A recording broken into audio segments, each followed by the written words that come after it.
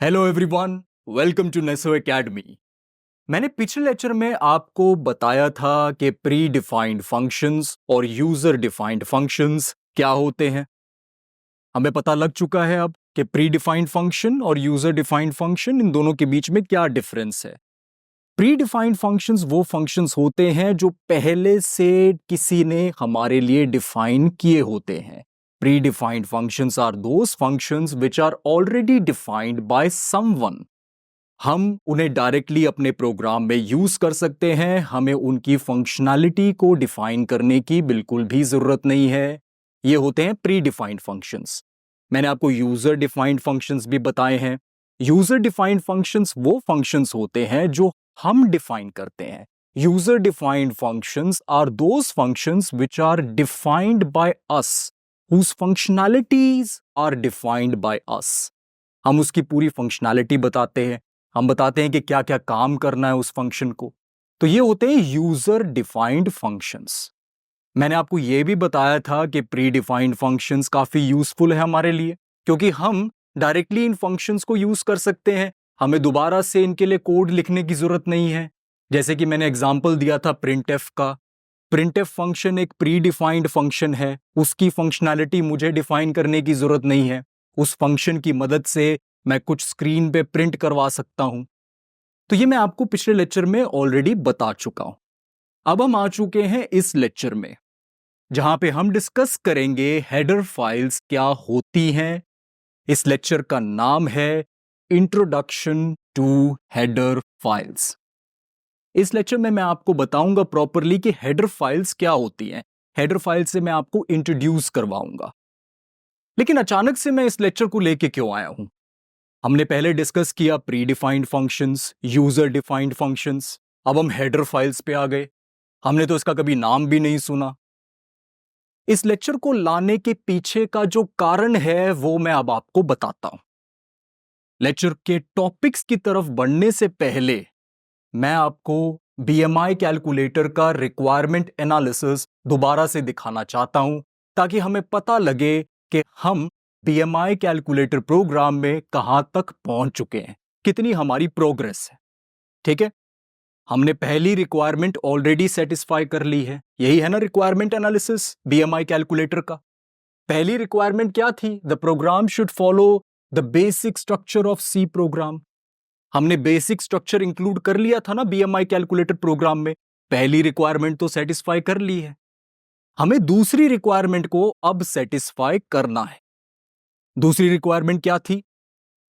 It should accept weight and height from the user and store it somewhere for calculations. कहीं ना कहीं store करे wait और height को। वेट और हाइट को स्टोर करना जरूरी है ताकि कैलकुलेशंस की जा सके। यूजर से वेट और हाइट को पहले रिसीव करना पड़ेगा प्रोग्राम में। देखिए, यूजर से जो वेट और हाइट हमने रिसीव करनी है वो दरअसल एक फंक्शन के थ्रू करनी है। वो एक प्री डिफाइंड फंक्शन है। मैं बताऊंगा कि वो फंक्शन कौन सा है, लेकिन वो एक प्री डिफाइंड फंक्शन है। उसकी फंक्शनैलिटी हमें डिफाइन करने की जरूरत नहीं है। फिर यूजर के लिए एक प्रॉम्प्ट बनाना पड़ेगा। यूजर को बताना तो पड़ेगा ना कि हम उससे वेट चाहते हैं, हाइट चाहते हैं। तो एक प्रॉम्प्ट आना चाहिए, जैसे कि enter the weight, enter the height. ये आना जरूरी है, यानी कि स्क्रीन पे कुछ डिस्प्ले करवाना है। इसके लिए हम एक फंक्शन यूज करेंगे, वो भी एक प्री डिफाइंड फंक्शन है। तो कुल मिला के बात यह है कि यूजर से इनपुट लेने के लिए और स्क्रीन पे कुछ डिस्प्ले करने के लिए प्री डिफाइंड फंक्शंस की हमें जरूरत है। फिर बाद में बात करेंगे स्टोरेज की भी और कैलकुलेशंस की भी। इतना तो समझ में आ रहा है कि इस हिस्से को पूरा करने के लिए कि it should accept weight and height, हमें प्री डिफाइंड फंक्शंस की जरूरत है। यह बात क्लियर है आपको? ठीक है, तो आपको पिछले लेक्चर का पर्पस भी समझ में आ गया ना कि मैंने क्यों बताया था। प्री डिफाइंड फंक्शंस में आपको बता चुका हूं, हमें उसे यूज करना है। प्री डिफाइंड फंक्शंस को हमारे कोड में लाना है। कोई स्पेसिफिक फंक्शंस हैं जिसकी मदद से हम ये टास्क पूरा करेंगे। अब इसको पूरा करने के लिए जो फंक्शंस की हमें रिक्वायरमेंट है, उन फंक्शंस का डायरेक्ट लिंक है हेडर फाइल्स के साथ। इसीलिए मैं ये लेक्चर लाया हूं। प्री डिफाइंड फंक्शंस जो होते हैं उनका रिलेशन होता है हेडर फाइल्स के साथ। उस रिलेशन को मुझे आपको समझाना है, प्रॉपरली बताना है, इसीलिए ये लेक्चर यहां पे मैं लेके आया हूं। ठीक है, लेक्चर का पर्पस आपको समझ में आ चुका है। आपको यह भी पता लग चुका है कि अभी हम कहां पे खड़े हैं। बीएमआई कैलकुलेटर प्रोग्राम में हमने कितनी प्रोग्रेस कर ली है। अब आगे बढ़ते हैं इस लेक्चर के टॉपिक्स की तरफ। देखिए, इस लेक्चर का सिर्फ एक ही टॉपिक है और वो टॉपिक का नाम है इंट्रोडक्शन टू हेडर फाइल्स। मैं बस हेडर फाइल से आपको इंट्रोड्यूस करवाऊंगा इस लेक्चर में। ठीक है, तो चलिए शुरू करते हैं इस लेक्चर को और जानते हैं कि हेडर फाइल क्या होती है। देखिए, मैं डायरेक्टली आपको नहीं बताऊंगा कि हेडर फाइल क्या होती है। एक एग्जाम्पल के जरिए मैं आपको बताता हूं हेडर फाइल की यूजफुलनेस, हमें क्यों हेडर फाइल चाहिए और ये हेडर फाइल आखिर होती क्या है। चलिए एक एग्जाम्पल लेते हैं। मान लेते हैं आपकी मम्मी मटर पनीर बनाना चाहती है। ठीक है, मटर पनीर के शायद आप बहुत शौकीन हैं। आपकी मम्मी को यह बात पता है आज घर में मटर पनीर बनने वाला है। अब मटर पनीर बनाने के लिए जो सबसे इंपॉर्टेंट इंग्रेडिएंट है वो पनीर ही है। ठीक है, अब घर में क्या है, पनीर नहीं है। मम्मी आपके पास आती है, वो बोलती है बेटा पनीर ले आओ मार्केट से। अब आप जो हैं बैठे हैं बड़े आराम से अपने कंप्यूटर स्क्रीन के आगे और नेसो एकेडमी की क्लासेस देख रहे हैं। बड़े आराम से विराजमान हैं अब अपनी सीट पे और लेक्चर्स को सुन रहे हैं। अब ये बात आपने अपनी मम्मी को बोली और मम्मी को ये कहा कि मम्मी मैं पनीर लेने जाऊंगा लेकिन क्लास के खत्म होने के बाद ही जाऊंगा। मतलब कि आप अपनी मम्मी को एश्योरिटी दे रहे हो। मम्मी को आप ये कह रहे हो कि मम्मी चिंता करने की बात नहीं है, मैं पनीर पक्का लेके आऊंगा, पर पहले क्लास को खत्म होने दीजिए। क्लास बड़ी इंटरेस्टिंग है, नेसो एकेडमी की क्लासेस बहुत ही इंटरेस्टिंग होती हैं। तो ठीक है, मम्मी ने बोला ठीक है बेटा, मेरे बेटे के करियर की बात है, क्लासेस में बड़ा अच्छे से इंटरेस्ट लेके पढ़ रहा है वो, तो ठीक है पढ़ने देते हैं। अब क्योंकि एश्योरिटी आपने दी है, आपकी मम्मी मान जाती है और कह देती हैं कि ठीक है बेटा क्लासेस ले लो, जो भी आप क्लासेस ले रहे हो ले लो, उसके बाद पनीर ले आना। अब आपने अपनी मम्मी को एश्योरिटी दी कि पनीर आ जाएगा क्लासेस खत्म होने के बाद। ऐसी ही एश्योरिटी हमें भी देनी पड़ती है कंपाइलर को प्री डिफाइंड फंक्शंस को यूज करने से पहले। ठीक है, प्री डिफाइंड फंक्शंस को यूज करने से पहले कंपाइलर को यह एश्योरिटी देनी पड़ती है कि ये फंक्शंस की जो फंक्शनैलिटी है वो ऑलरेडी कहीं ना कहीं डिफाइन है, वो कहीं ना कहीं अवेलेबल जरूर है। हम दरअसल कंपाइलर को पहले से कुछ इंफॉर्मेशन देते हैं, पहले से डिक्लेयर करते हैं कि ये फंक्शंस कहीं ना कहीं मौजूद है जो मैं यूज करने वाला हूं हमारे कोड में। ठीक है, तो एश्योरिटी कंपाइलर को जब हम दे देते हैं तब हम कह देते हैं कंपाइलर को कि भैया चिंता मत करो, ये फंक्शंस की फंक्शनैलिटी है, थोड़ी देर वेट करो, मुझे इन फंक्शंस को यूज करने दो, कोड को कंपाइल कर दो। ऐसा देखो इसलिए करना पड़ता है क्योंकि हम प्री डिफाइंड फंक्शंस को ऐसे ही डायरेक्टली अपने कोड में यूज नहीं कर सकते। बात पता है क्या है कि यूजर डिफाइंड फंक्शंस तो हमारे द्वारा डिफाइंड फंक्शंस हैं, हम अपने प्रोग्राम में उन्हें डिफाइन करते हैं। क्योंकि उनकी डेफिनेशन अवेलेबल है हमारे प्रोग्राम में तो कंपाइलर को कोई दिक्कत नहीं है। लेकिन प्री डिफाइंड फंक्शंस कहीं और डिफाइंड हैं, हमारे प्रोग्राम में डिफाइंड नहीं है। अब प्रोग्राम में डिफाइंड नहीं है तो कंपाइलर तो क्या करेगा, कंपाइलर को डेफिनेशन हमारे प्रोग्राम में नहीं मिलेगी तो वो एरर जनरेट कर सकता है। इसी एरर को अवॉइड करने के लिए हम कंपाइलर को पहले से एश्योरिटी देते हैं, ये बोलते हैं कि कंपाइलर जी आपको चिंता करने की जरूरत नहीं है, मैं जिस फंक्शन को कॉल कर रहा हूं उसकी फंक्शनैलिटी पहले से ही कहीं ना कहीं मौजूद है, उसकी चिंता आप मत करिए। ठीक है, तो ये एश्योरिटी देनी पड़ती है जैसे कि हमने हमारी मम्मी को एश्योरिटी दी। ठीक है, तो इस बात का आपको ध्यान रखना है। तो एश्योरिटी हम कैसे देते हैं? एश्योरिटी देते हैं डिक्लेयर करके, और इस डिक्लेरेशन को कहते हैं फंक्शन डिक्लेरेशन। हम फंक्शन की डिक्लेरेशन करते हैं। जो प्री डिफाइंड फंक्शन हम अपने प्रोग्राम में यूज करने वाले हैं उसको हम पहले डिक्लेयर करते हैं। और डिक्लेयर करने से मेरा मतलब यह है कि हम ऐलान करते हैं कंपाइलर को कि इस फंक्शन की ये प्रॉपर्टीज हैं, इस फंक्शन का ये नाम है, रिटर्न टाइप ये है, मतलब इस टाइप का आउटपुट ये जनरेट करेगा, और इसके ये इनपुट्स हैं और इनके टाइप ये है। मतलब हम इनपुट्स के टाइप भी बताते हैं। ठीक है, और ये भी बताते हैं कि कितने इनपुट्स ये फंक्शन एक्सेप्ट करेगा। तो मतलब हम सारी प्रॉपर्टीज कंपाइलर को पहले बता देते हैं, एश्योरिटी दे देते हैं कि हम जो फंक्शन यूज करने वाले हैं वो पहले से डिफाइंड है किसी और फाइल में। आप अभी के लिए मेरा कोड बस कंपाइल कर दो, बस ये बात होती है। इससे कंपाइलर जो है वो एरर नहीं देता। बात समझ में आ गई? ये कहानी है सारी। हमें फंक्शन डिक्लेरेशन क्यों करना चाहिए ये बात आपको समझ में आनी चाहिए। तो बात समझ में आ गई, ये कहानी है। फंक्शन को डिक्लेयर पहले करना पड़ेगा यूज करने से पहले। मैं प्री डिफाइंड फंक्शंस की बात कर रहा हूं। एक प्री डिफाइंड फंक्शन मैंने आपको पिछले लेक्चर में बताया था, वो था प्रिंटएफ।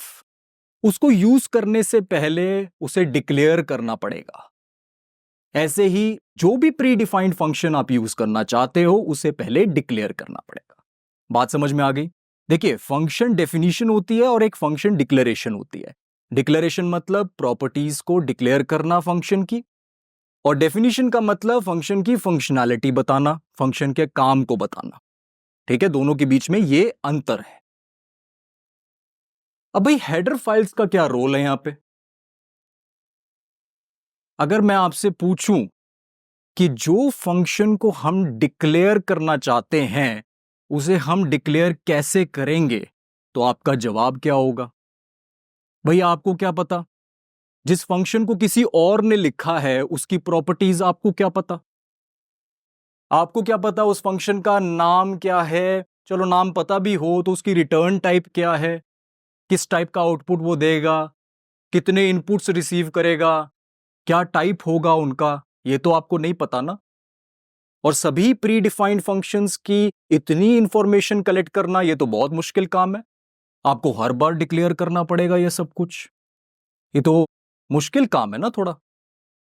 इसी मुश्किल को आसान करने के लिए हेडर फाइल आया है। हेडर फाइल में फंक्शंस की डिक्लेरेशंस मौजूद होती हैं। हमें सिर्फ एक ही काम करना है।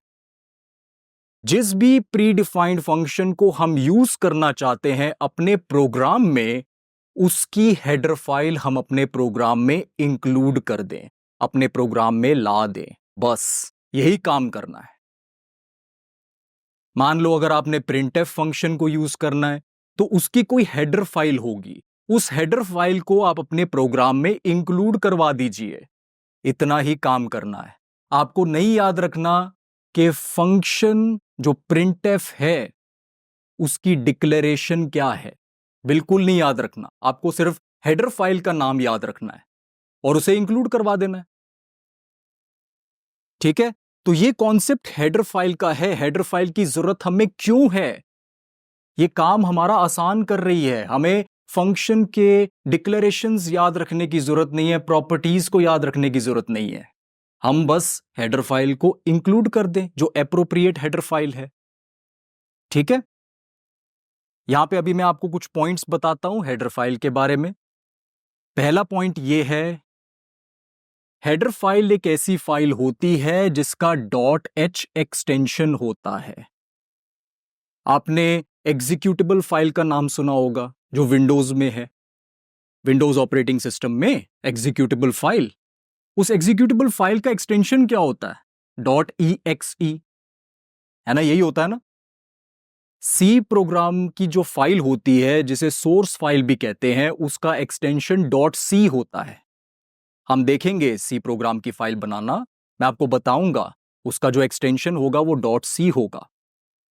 वैसे ही हेडर फाइल का भी एक्सटेंशन होता है और एक्सटेंशन है डॉट एच एक्सटेंशन। ठीक है, इसका आपने ध्यान रखना है। दूसरा पॉइंट ये है, it contains function declarations, macros, data types etcetera. मैंने अभी आपको बताया कि हेडर फाइल में फंक्शन डिक्लेरेशंस होती हैं, अलग अलग फंक्शन डिक्लेरेशंस। इनपुट आउटपुट के लिए एक अलग से हेडर फाइल है, उसमें सारे इनपुट आउटपुट फंक्शंस की डिक्लेरेशंस है। वैसे ही मैथमेटिकल ऑपरेशंस के लिए एक अलग से हेडर फाइल है, उसमें सारे मैथमेटिकल फंक्शंस के डिक्लेरेशंस हैं। ऐसे कई सारी हेडर फाइल्स हैं। ठीक है, हमें बस एप्रोप्रिएट हेडर फाइल को अपने प्रोग्राम में इंक्लूड करना है, बस यही हमें ध्यान रखना है। फंक्शन डिक्लेरेशंस होती हैं, ये मैं आपको बता चुका हूं। हेडर फाइल्स में और भी बहुत चीजें होती हैं, खाली फंक्शन डिक्लेरेशंस नहीं होती। मैक्रोज होते हैं, डेटा टाइप्स होते हैं, और भी बहुत चीजें होती हैं, पर अभी हमें इनके बारे में ज्यादा जानने की जरूरत नहीं है। हम फंक्शन डिक्लेरेशंस पे फोकस करते हैं अभी के लिए।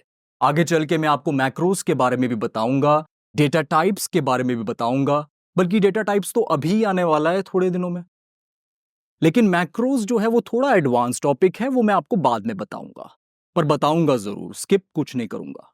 ठीक है, अब फटाफट से देख लेते हैं कि हेडर फाइल को हम अपने प्रोग्राम में कैसे इंक्लूड करें।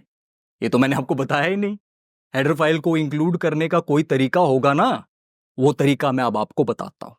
देखिए, प्री डिफाइंड हेडर फाइल्स को इंक्लूड करने का जो सिंटेक्स है वो ये है, हैश इंक्लूड, और ये एंगल ब्रैकेट्स में, इन्हें एंगल ब्रैकेट्स कह सकते हैं आप, लेस देन ग्रेटर देन, इनके बीच में फाइल का नाम और फिर डॉट एच एक्सटेंशन। ठीक है, इस इंस्ट्रक्शन की मदद से हम एक स्पेसिफिक हेडर फाइल को अपने प्रोग्राम में इंक्लूड कर सकते हैं, डाल सकते हैं। इसका मतलब यह है कि उसके जो कंटेंट्स होंगे उसे हम अपने प्रोग्राम में डाल सकते हैं इसकी मदद से। ठीक है, यहां मैंने लिखा है syntax to include pre defined header files.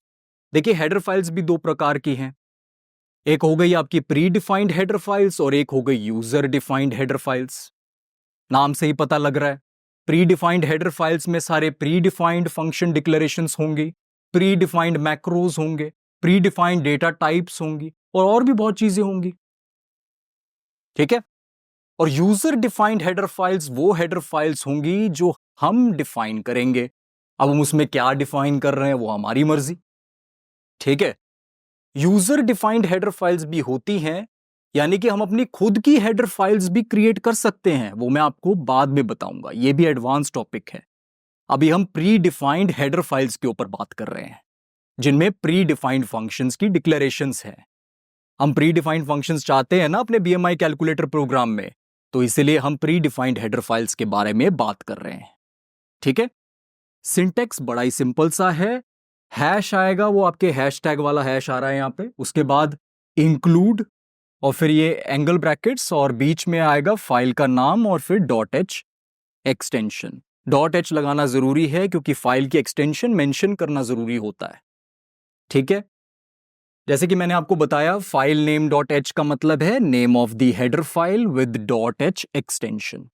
ठीक है, और यहां पे हैश इंक्लूड का भी मतलब है, हैश इंक्लूड का मतलब है ये दरअसल एक प्री प्रोसेसर डायरेक्टिव है, प्री प्रोसेसर को इंस्ट्रक्शन है। अब भाई प्री प्रोसेसर क्या होता है?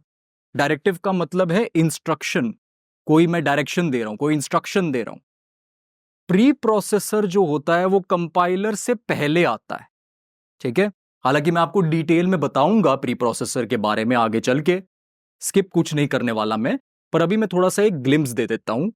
प्री प्रोसेसर कंपाइलेशन से पहले आता है, कंपाइलर से पहले आता है। ठीक है, मतलब प्रोग्राम जब कंपाइल हो रहा होगा उससे पहले प्री प्रोसेसर आ जाएगा। मतलब सबसे पहले जो सोर्स फाइल जाती है वो प्री प्रोसेसर के पास जाती है, फिर कंपाइलर के पास जाती है। अब प्री प्रोसेसर सोर्स फाइल को लेता है और जितनी भी ये जो हैश वाली इंस्ट्रक्शंस होती है ना, उन पे काम करता है। इस टाइप की इंस्ट्रक्शन जो होती है वो कंपाइलर के लिए नहीं होती, वो प्री प्रोसेसर के लिए होती है।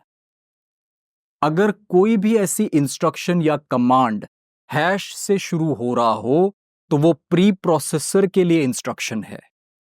ये इंस्ट्रक्शन प्री प्रोसेसर के लिए है कि इंक्लूड करो some file name dot h in my program. मेरे प्रोग्राम में कोई ऐसी कोई फाइल है जिसका एक्सटेंशन डॉट एच है, यानी कि हेडर फाइल, उसे इंक्लूड करो। तो ये इंस्ट्रक्शन हम किसको दे रहे हैं? प्री प्रोसेसर को दे रहे हैं। Include file name dot H. समझ आ गई बात? बाद में बताऊंगा डिटेल में प्री प्रोसेसर के बारे में, अभी के लिए इतनी इंफॉर्मेशन बहुत है। यहां पे आपको एंगल ब्रैकेट्स दिख रहे हैं, इनका भी एक स्पेशल मीनिंग है। ये प्री डिफाइंड हेडर फाइल्स के लिए होती हैं स्पेसिफिकली। जो यूजर डिफाइंड हेडर फाइल्स हैं उनके लिए थोड़ा सिंटेक्स अलग है, वो बात की बात है। ठीक है, तो इस तरीके से हम किसी एक प्री डिफाइंड हेडर फाइल को इंक्लूड करते हैं। अब बात यहां पे खत्म नहीं हो जाती है। मैंने आपको हेडर फाइल से इंट्रोड्यूस करवा दिया है इस लेक्चर में। ये मैंने आपको बता दिया है कि हेडर फाइल्स क्या होती हैं, खास करके प्री डिफाइंड हेडर फाइल्स क्या होती हैं। ठीक है, हमारा ये डिस्कशन तो अभी खत्म होता है, लेकिन मैं आपको आगे चल के ये भी बताऊंगा कि हम कौन से फंक्शंस अपने प्रोग्राम में इंक्लूड करने वाले हैं, बीएमआई कैलकुलेटर प्रोग्राम में। और उन फंक्शंस को, उन प्री डिफाइंड फंक्शंस को हम कैसे एक्सेस कर सकते हैं वाया हेडर फाइल। कौन सी हेडर फाइल की हमें जरूरत पड़ेगी उन फंक्शंस को एक्सेस करने के लिए। मैं आपको प्री डिफाइंड हेडर फाइल्स के बारे में और भी जानकारी दूंगा कि इसके और क्या क्या पर्पसेस हैं। ये सब जानकारी मैं आपको अगले लेक्चर में दूंगा। अभी के लिए हमारा ये लेक्चर कंप्लीट होता है। हमने ये टॉपिक कंप्लीट कर लिया है, इंट्रोडक्शन टू हेडर फाइल्स। इसी के साथ इस लेक्चर को खत्म करते हैं। ठीक है, thank you so much for watching this lecture. अब मैं सीधा मिलूंगा आपसे अगले लेक्चर में।